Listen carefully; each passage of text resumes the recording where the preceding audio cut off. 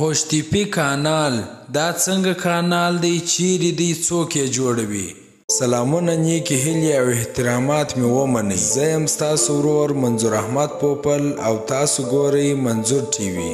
دا کانال به د افغانستان په زراعت کې داسې تاریخي او نه هېرېدونکی انقلاب راولي چې نړۍ او ټول هیوادوال به ګوته په غاښ وي. دا قوشتېپې کانال دی. دا کانال د افغانستان په درو ولایتو بلخ، جوزجان او فاریاب کې تیریږي. دا کانال 286 کیلومتره اوږدوالی، 100 متره پرنوالی او شاوخوا 8.5 متره ژوروالی لري. دا وخت یاد کانال کې 200 ماشینري مصروفه دي او تقریبا 5500 کارګر یې مخ ته بیایي او زرګونه نورو ته په غیر مستقیم ډول د کار زمینه برابره سوې ده. تر 2500 شرکتونه کار پکښې کوي. په یوه ورځ کې 65,000 متره مربع کیندنه کیږي. تر اوسه 42 میلیونه متره مربع کیندنه یې بشپړه سوې ده. دا کانال به په یوه ثانیه کې 900 متره مکعبه اوبه نقلوي. په تیرو 8 میاشتو کې د لومړی فاز 108 کیلومتره په 114 نقطو کې کارونه روان دي چې اکثره یې بشپړ سوي دي.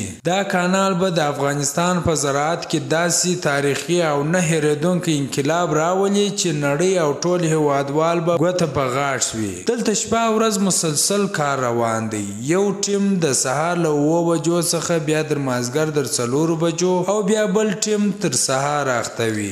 یاد کانال د بلخ ولایت په کلدره ولسوالۍ کې د امو له سیند څخه رابیلېږي، بیا د حیرتان له اوږدو دښتو څخه تیریږي. مخته بیا د دولت آباد او د جوزجان ولایت د اقچې ولسوالۍ څخه په تیرېدلو په دریم ولایت فاریاب په اندخوی ولسوالۍ کې پای مومي. ویل کېږي چې د دې کانال د جوړولو پلان د سردار داود خان و، خو نه هغه جوړ کړ او نه هم په تیرو 43 کالو کې د چا دومره همت و چې جوړ یې کړي او عملي کار وکړي. خو خدای لره هم دی چې دا کریډیټ زموږ اوسنی حکومت جوړ کړ چې په ډیره کمه موده کې یې داسې چټک کار او عملي جامه ور واغوستل چې نړۍ ورته حیرانه ده. او الحمدلله د افغانانو دا ستر ارمان به هم سرته رسیږي. دا خړې او سپیرې دښتې به زرغونیږي، د بل له محتاجیو به وځي او حتی نړۍ ته به له دې کاناله خوندور صادرات هم ولرو انشاءالله تعالی. او د دې کانال سرته په رسیدلو سره به شاوخوا 2.5 لکو افغانانو ته د کار زمینه برابره سي.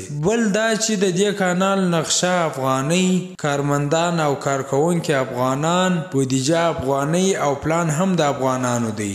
لنډه دا چې په دې پروژه کې هیڅ بهرنی اړخ، بهرنی موسسې، بهرنی مشورې او بهرنی خلک له یوه پلوه هم ښکېل نه دي او نه هم توجه ورته سوې ده، نه ورته کېږي او نه به ورته وسي، ځکه دا د افغانانو خپله پروژه ده او په خپلو موټو او خپل همت به یې پای ته رسوي. که دوی ته منتظر سو همداسې به پاته وي لکه 43 کلونو راهیسې چې پاته ده.